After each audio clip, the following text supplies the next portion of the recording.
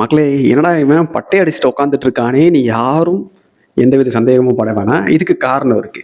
ஏன்னா, சமீபத்தில முருகன பத்தி பேசின எல்லாருமே, அவர் வந்து எங்களுடைய முப்பாட்டன், அவர் எங்களுக்கு முன்னாடி வாழ்ந்தவரு அப்படின்னு பயங்கரமா பேசிட்டு இருப்பாங்க. ஃபர்ஸ்ட் வீடியோல சொல்லியிருப்பேன்.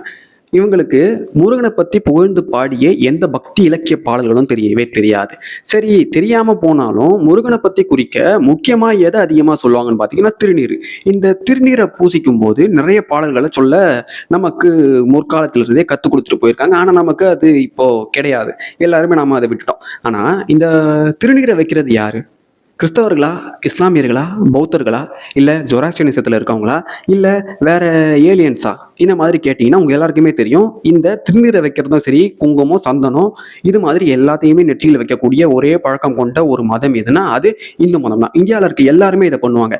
இந்தியால இருக்க எல்லாருமே இத பண்றதால, இது வந்து தமிழர்களுடைய பழக்கம் அங்க போச்சுன்னு இங்க பெருமையா பேசக்கூடிய நிறைய பேர் இருப்பானுங்க. ஆனா அதே மாதிரி இங்க இருந்து நம்மளுடைய முருகர் தான் இந்தியா முழுக்க வெவ்வேறு பெயர்களில் அவங்களுக்கு ஏத்த மாதிரி அந்த ரீஜன்ஸ்க்கு ஏத்த மாதிரி அவங்க கொண்டாடுறாங்கன்னு சொன்னா இங்க இருக்க சில மதம் மாறிய ஆட்களுக்கு போத்துக்கிட்டு வந்துருது. அதுலயும் இந்த தினேஷ்குமார், மன்னர் மன்னன் மாதிரியான ஆட்கள்லாம் பயங்கரமா ஊர்ந்துட்டு இருக்கானுங்க. தினேஷ்குமாராவது பரவாயில்ல, நெத்தியில சிறுநீர் வச்சுட்டு தான் பேசுவாப்புல. கொமேனி வீடியோல மட்டும் துக்கம் அனுசரிக்க அது இல்லாம பேசினார்.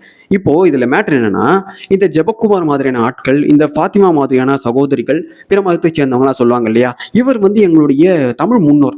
தமிழ் முன்னோர்னா இவரை பத்தி புகழ்ந்து பாடப்பட்ட பாடல்ல சங்க பாடல்களிலும் சரி, பக்தி இலக்கியங்களிலும் சரி, இந்த முருகனை பத்தி நீ நினைச்சிட்டு இருக்க, என்ன பண்ணணுமா, திருநீர் அதிகமா அணியணுமா. ஏன்னா இதுல ஒரு தத்துவம் இருக்கான், முருக தத்துவமும் இருக்கான், இதுல இறப்பு தத்துவமும் இருக்கான். அதனால இந்த முருகனை எந்நேரமும் நினைச்சிட்டு இருக்க நாம இது மாதிரி திருநீரை அணிஞ்சிட்டு தான் நாம முருபக்திய வெளிப்படுத்தணும் அப்படின்னு அவங்க சொல்லலை. ஆனா இந்த திருநீர் அணிவதே நாம இந்த முருகனுக்கு செய்யும் உகந்த செயல், எப்பவும் எந்நேரமும் முருகன் நம்ம கூடவே இருக்கிறான்ற மாதிரியான ஒரு செயலை குறிக்கவே என்ன பண்ணிருக்காங்கன்னா, இந்த திருநீருக்கு தத்துவத்தை வச்சு இந்த திருநீர் தான் முருகன்னு இங்க பாடல் பாடிருக்காங்க. முப்பாட்டன் முருகன் சொல்றதுக்கு மிகப்பெரிய ஆதாரமா இருக்கிறது எதுன்னா இந்த திருநீர் தான். அதனால நீங்க என்ன பண்ணுங்க, ஒவ்வொரு தடவையும் உங்களுடைய தமிழ் முப்பாட்டன் சொல்றீங்க இல்லையா, திருநீர் வச்சுட்டு மந்திரமாவது திருநீரு, வானவர் மேலது திருநீரு, சுந்தரமாவது திருநீரு, துதிக்கப்படுவது திருநீரு, தந்திரமாவது திருநீரு அப்படின்னு ஒரு பாடல் இருக்கு. அதுல இன்னும் ஒரு வரி இருக்கு.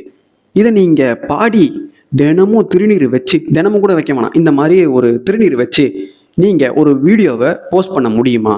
இல்ல உங்களுடைய வீட்டுல இது மாதிரி திருநீர் வச்சுக்கிட்டு இந்த பாடலை பாட உங்களுக்கு அனுமதி உண்டா? இல்ல இந்த ஜபகுமார் மாதிரியான அரிசி பைகள் இந்த திருநீரை வச்சுக்கிட்டு நாம எல்லாம் கிறிஸ்தவர்களா இப்பதான் மாறணும், ஆனா நம்மளுடைய முப்பாட்டன் முருகன் தான் அப்படின்னு இந்த திருநீரை வச்சுக்கிட்டு தேவாலயத்துக்குள்ள போய் இது மாதிரி ஒரு விஷயத்த பண்ணிட முடியுமா?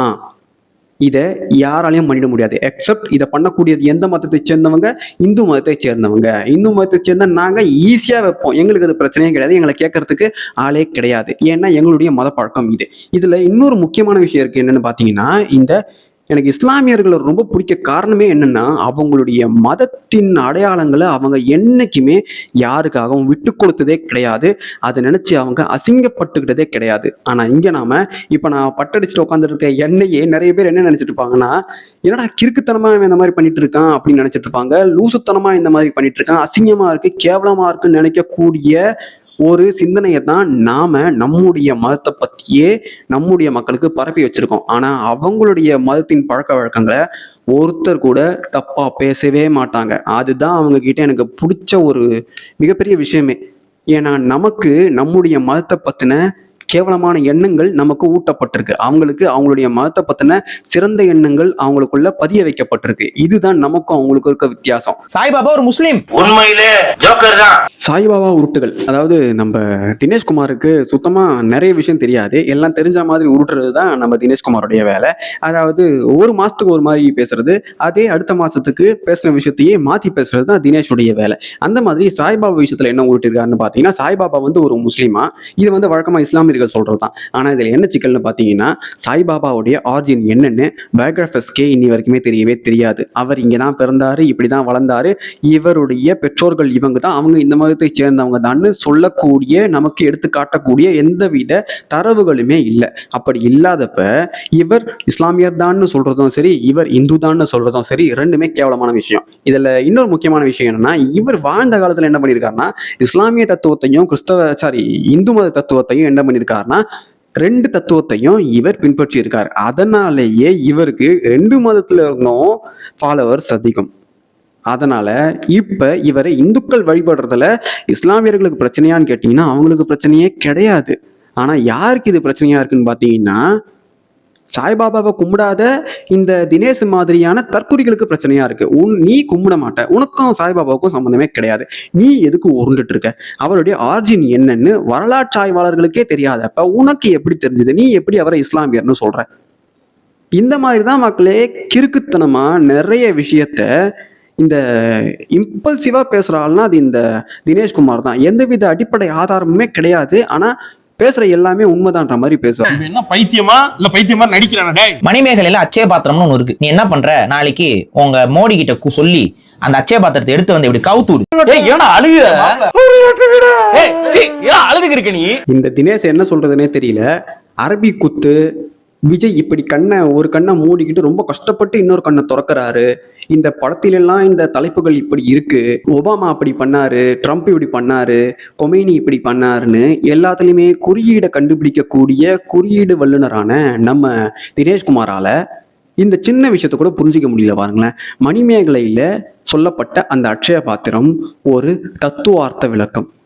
முக்கியமான விஷயம் அதுல என்னன்னா, நாம நம்ம கிட்ட இருந்தாலும் இல்லைன்னாலும் நாம பிறருக்கு தருவதை முன்னிலைப்படுத்தணும்னு சொல்றதுக்காகவே இந்த அட்சய பாத்திரத்தை வச்சு எல்லாருக்குமே சோறு போட்ட கதையா அவங்க அந்த கதைக்குள்ள இந்த தத்துவத்தை வச்சிருப்பாங்க. எந்தவித அடிப்படை அறிவுமே இல்லாதவனுக்கு கூட இது புரியும். ஆனா தன்னை ஒரு மிகப்பெரிய தமிழ் தேசியவாதி, தமிழர் வரலாறு தெரிஞ்ச மிகப்பெரிய சங்ககால புலவர் மாதிரி நினைச்சிட்டு இருக்க இந்த தினேஷ்குமாருக்கு இந்த அட்சய பாத்திரத்தை பத்தி கூட துளியும் தெரியல. அதனுடைய விளக்கம் என்ன மக்களே உங்களுக்கே தெரியும். அல்ல குறையாத ஒரு விஷயம். அதுல என்ன வேணா வச்சுக்கோங்களேன், அல்ல குறையாத தன்மையை நாம என்ன பண்ணிருக்கணும், நமக்குள்ள வச்சுட்டு இருக்கணும். அந்த விளக்கம் தான் அதுல இருக்கு. இதுவே தெரியாம நீ எல்லாம் தமிழ் வரலாறு பேசுற, வாயில அசிங்கமா வருது. சப்ஸ்கிரைபர்ஸ் நிறைய பேர் சொன்னதால அதை நம்மளால சொல்ல முடியல. இதுல கரெக்டா பாத்தீங்கன்னா அவன் பாயிண்ட்டுக்கு வந்துட்டான். மோடி கிட்ட போய் சொல்லு, மோடியா ஏதாவது பண்ணிட்டு இருக்காரு, தற்குறி காமெடி மேல் பண்ணிட்டு இருக்க. இங்க பேச வேண்டிய விஷயம் என்ன, சேலத்துல தண்ணீரை தனியார்மயமாக்கிட்டான். கர்நாடகாவுடைய கழிவு இந்த ஆற்றில் கலந்து எவ்வளவு பெரிய இயற்கை கேவலமான விஷயத்த, இயற்கை உபாதைகளை உண்டு பண்ணுதுன்றத நீ பேசியிருக்கணும். ஆனா நீ என்ன புடுங்கிட்டு இருக்க, அக்ஷய பாத்திரத்தை கொண்டு போய் மோடி கிட்ட கொடு, கவுக்க சொல்லு, அதுல இருந்து எடுத்து கொடுன்னு உருண்டுட்டு இருக்க. இப்ப நான் இந்த மாதிரி பேசுனா என்ன ஆர்எஸ்எஸ் சங்கின்னு சொல்ல ஒரு ஜாம்பி கூட்டத்தை வளர்த்து வச்சிருக்க. மணிமேகலையே முழுக்க முழுக்க மணிப்பிரவாள நடை, சான்ஸ்கிரிட்டோட கலந்து எழுதுனது. இது எப்படி நம்ம முழுமையா நம்மளோடதுன்னு எடுத்துக்க முடியுது? அதுல எத்தனை கற்பனை கதைகள் இருக்கு தெரியுமா? அதுல பூதம் வரும், பேய் வரும், பிசாசு வரும்.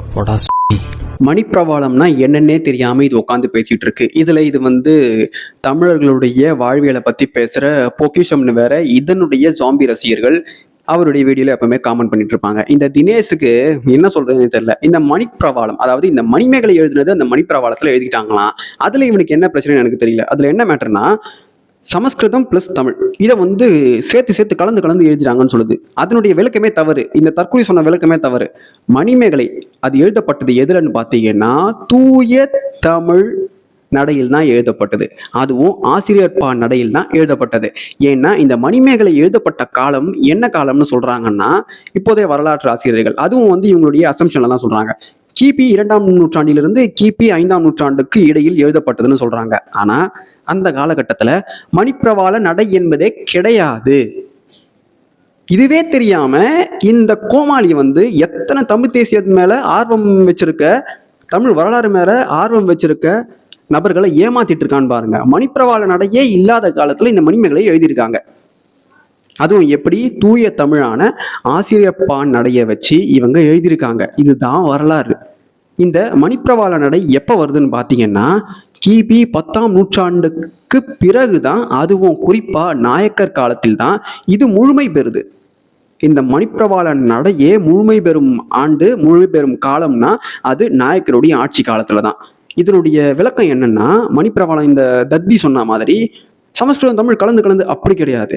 இது மணியும் பவளமும் கோர்த்தது போல சம அளவில் தமிழ் சொற்களும் இந்த சமஸ்கிருத சொற்களும் இந்த ரெண்டுத்தையுமே 50-50% சேர்த்து எழுதுறதுக்கு பேர் தான் இந்த மணிப்பிரவாள நடை என்ற பொருள். அந்த மணிப்பிரவாள நடையினாலே அதனுடைய விளக்கம் இதுதான். இதுவே சொல்ல தெரியாம இதெல்லாம் எவ்வளவு வெறி கொண்டு இந்த சமஸ்கிருத மொழி மேல எவ்வளவு வெறி கொண்டு பேசிட்டு இருக்கு பாருங்க. இந்த வெளியே போடா இருக்கு.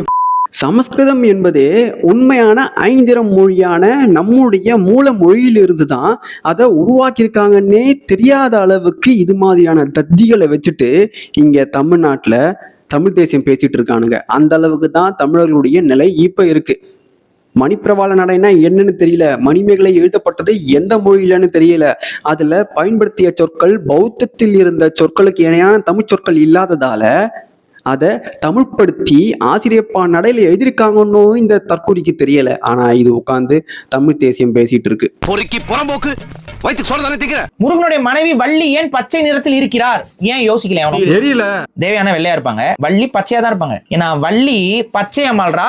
பச்சையம்மன்ங்கிறது இயற்கையை குறிக்குது. முருகன் இயற்கையை விரும்பி நேசித்த ஒரு தலைவன் என்பதால், கடவுள் என்பதால் முருகனுக்கு வந்து பச்சையம்மனோட நிப்பாட்டக்கூடிய விஷயமாகத்தான் செஞ்சிருக்காங்க. அதனாலதான் வள்ளி பக்கத்துல நிறைய போட்டோல வந்து பாத்தீங்கன்னா வள்ளி கையில கிளியும் இருக்கும், பச்சை கலர் கிளியும் இருக்கும். என்னென்ன சொல்றான் பாருங்க, கம்பி கட்டுற கதையெல்லாம் எழுத்து போடுறாங்க. முருகன், தெய்வானை, வள்ளி இவங்களை பத்தி தெரிஞ்சுப்போம். இந்த நிலவியல் குறியீட்டின்படி தெய்வானை என்பது வடநாடு, அதாவது அவங்களுடைய கதை எங்க இருக்குன்னு பாத்தீங்கன்னா வடநாட்டை மையப்படுத்தி இமயமலையை மையப்படுத்தி இருக்கும். அதனாலேயே நிலவியல் குறியீட்டின்படி இவங்க வடநாட்டை சேர்ந்தவங்க. இந்த வள்ளி என்பவள் நம்ம நிலவியல் குறியீட்டின்படி தென்னாட்டை சேர்ந்தவங்க. நம்ம முருகன் என்பவர் இந்த தென்னாடு வடநாடு இந்த மாதிரி எந்த எல்லைக்குள்ளும் சிக்காத இது இரண்டுக்கும் நடுவில் இருக்கக்கூடிய ஒரு யூனிவர்சல் ஆம்னிபொட்டன்ட் பீயிங். அதாவது இந்த நிலவியல் குறியீட்டின்படி வள்ளி தெய்வானைனா இதுதான். இதே மாதிரி ஆன்மீக ரீதியான பொருள்ல தெய்வானைனா என்னன்னு பார்த்தீங்கன்னா கிரியா சக்தின்னு சொல்லுவாங்க. அதாவது யாகங்கள், வேள்விகள், முறையான ரிச்சுவல்ஸ் எல்லாத்தையுமே பண்ணி இறைவனை அடையும் தத்துவம் தான் இந்த தெய்வானை என்ற கிரியா சக்தி. இந்த வள்ளி என்பது இச்சா சக்தி. இச்சா சக்தினா இந்த ரிச்சுவல் வேணாம், சடங்குகள் வேணாம், முறையான எந்த விஷயமும் வேணாம். ஆனா இருக்க வேண்டிய விஷயம் எது? அன்பும், அதாவது தூய அன்பும், தீவிர பக்தி, தெளிந்த புத்தி, இந்த 3 இருந்தாலே இறைவனை அடையலாம் அப்படின்னு சொல்றதுதான் இந்த வள்ளி. இது ஆன்மீக ரீதியான விளக்கம். இந்த ரெண்டுத்தை விட இந்த ரெண்டுத்துக்கும் முந்தைய ஒரு முழுமுதற் விளக்கம் எது தெரியுமா? அதுதான் இடாநாடி மற்றும் பிங்கள நாடி. நம்ம மனிதர்களுடைய உடலில் இடது பக்கம் இருக்கக்கூடியது இடாநாடி. அதாவது அதனுடைய வேலை என்னன்னா மூச்சு காற்று, ஆற்றல் ஓட்டம், இது ரெண்டுத்தையுமே சீரா வச்சுக்கிற இந்த இடாநாடி குளிர்ச்சித்தன்மையானது, அதாவது இடது பக்கம் இருப்பது. இதே மாதிரி வலது பக்கம் இருப்பது என்னன்னு பார்த்தீங்கன்னா பிங்கள நாடி. இந்த பிங்கள நாடி அதே மாதிரி இந்த பக்கம் மூச்சு காற்றையும் ஆற்றல் ஓட்டத்தையும் என்ன பண்ணிக்கும்னா வெப்பமா வச்சுக்கிறது. அதாவது இந்த உடல்ல வெப்பமும் தேவை, குளிர்ச்சியும் தேவை என்பதை இடாநாடி பிங்கள நாடின்னு தெளிவா என்ன பண்ணியிருக்காங்கன்னா விளக்கிட்டு போயிருக்காங்க. அதை உருவகப்படுத்தவே வள்ளி தெய்வானைன்ற கேரக்டர்ஸை உருவாக்கியிருக்காங்க. இதுல முருகன் என்ன ப்ரோன்னு கேட்டீங்கன்னா முருகன் தான் ஞானம். அதாவது இந்த 2 ஓட்டைகள் இருக்கு இல்லையா, மூக்குடைய 2 ஓட்டைகள்லையும் இடாநாடி பிங்கள நாடியான தெய்வானை வள்ளி என்ன பண்ணுவாங்களாம், அதாவது காற்று சுவாசத்தை இவங்க இப்படி சொல்றாங்க, இது இந்த மூக்கு வழியா ஏறி இந்த நடுநெற்றியில் இருக்கும் சுழுமுனையை அடைவாங்களாம். அந்த சுழுமுனை யாரா? அவர் தான் முருகனா. அந்த முருகனுடைய விளக்கம் என்னவா? அவர் தான் ஞான சக்தியா, அதாவது ஞானமா. இந்த ஞானத்தை அடைய இடாநாடி பிங்கள நாடி இந்த ரெண்டுத்தையுமே நாம எப்படி வச்சுக்கணும்னு தெரிஞ்சுக்கிறதுக்காகவே இந்த சித்த மரபுல சொல்லப்பட்ட மிகப்பெரிய விளக்கம் தான் இது. முருகன் என்ற ஒரு ஞான சக்திய, அதாவது சாதாரண மனுஷர்கள் மாதிரியான அற்பமான ஒரு பிறவியா இல்லாம யூனிவர்சல் ஆம்னிபொட்டன்ட் பீயிங்கா இருக்கக்கூடிய இந்த ஞானத்தை அடைய இடா மற்றும் பிங்கள நாடி தெய்வானை வள்ளி இந்த 2 தத்துவத்தின் மூலமா அவ்வளவு அழகா நமக்கு வெளிப்படுத்திட்டு போயிருக்காங்க. ஆனா இந்த மாதிரியான தற்குறிகளுக்கு நிலவியல் குறியீடுனாலும் என்னன்னு தெரியல, ஆன்மீக குறியீடும் தெரியல, சித்தன் மரபில் கொடுக்கப்பட்ட விளக்கங்களும் என்னன்னு தெரியாம இவெல்லாம் தமிழ் வரலாறு பேசிட்டு இருக்கான். அதுலயும் முருகனை பத்தி பேசிட்டு இருக்கான். எனக்கு உண்மையாவே இவனை நினைச்சா சிரிப்பு தான் வருது. ஏன்னா இவனுக்கு நான் இப்ப சொன்ன விஷயம்லாம் சுத்தம் தெரிஞ்சிருக்குமா இல்லைன்னு எனக்கு தெரியல. அப்படியே தெரிஞ்சிருந்தாலும் இவனுக்கெல்லாம் அந்த வாய்ப்பே கிடையாது. ஏன்னா தன்னுடைய வயித்தை வளர்க்கறதுக்காகவே ஒரு 30,000 பேரை கொண்டவனுக்கு வந்து வீரவணக்கம் செலுத்தின கேவலமானவன் தான் இவன். இவனெல்லாம் வந்து முருகனை பத்தி பேசுறதுக்கு எனக்கு தெரிஞ்சு தகுதியே இல்லாதவன். இப்போ நான் சொன்ன விளக்கம் எனக்கு தெரிஞ்சு உங்க எல்லாருக்குமே ஒரு கிளியரான பிக்சரை தந்திருக்கும்னு நினைக்கிறேன். இங்க மட்டும் கிடையாது, நம்முடைய முன்னோர்கள் எங்கெல்லாம் போனாங்களோ, எந்த பழங்குடிகள் நமக்கு முன்னாடி வாழ்ந்துச்சோ அவங்க எல்லாருமே என்ன பண்ணுவாங்கன்னா கதை வடிவில் இவங்க முதல்ல உருவாக்குவாங்க. அந்த கதை வடிவில் இருக்கக்கூடிய தத்துவங்களுக்கு என்ன பண்ணுவாங்கன்னா உயிர் கொடுப்பாங்க. அப்படி உயிர் கொடுக்கும் போதுதான் சிலைகள் உண்டாகும். அப்படித்தான் இந்த சிலை வழிபாடுகள் உண்டாச்சு. இது எப்பெல்லாம் காலம்லாம் நம்மளால கணிச்சு சொல்லவே முடியாது. ஏன்னா இதெல்லாம் நாம நினைக்கிறத விட நமக்கு சொல்லப்பட்ட காலத்தை விட முந்தைய காலத்தில் நிகழ்ந்தவை.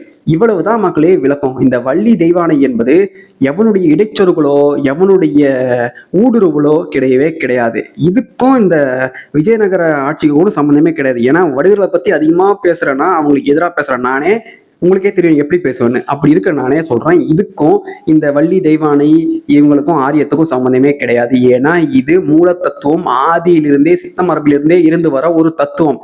இந்த தத்துவம் தான் இங்க இப்படி மாறி இருக்கு. இந்த விளக்கம் தெரியாத கோமாளிகள் தான் இது மாதிரி ஆரியம் வந்துட்டான், இது மாதிரி சொருவிட்டான், இடைச்சொருகள் பண்ணிட்டான்னு உருண்டுட்டு இருக்கானுங்க. ஆனா அதெல்லாம் சுத்த போய். மக்களே, இந்த வீடியோவை இத்தோடு நிறுத்திக்கிறேன். ஏன்னா ரொம்ப லெங்க்தா போச்சுன்னா நிறைய பேரால கேதர் பண்ணிக்க முடியலன்னு சொல்லியிருந்தீங்க. அதனால இந்த வீடியோவை இதோட ஸ்டாப் பண்ணிடுறேன்.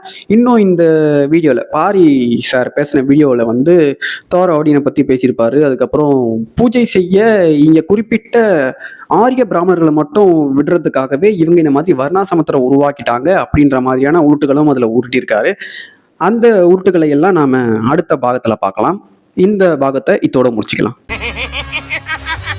Until we meet again.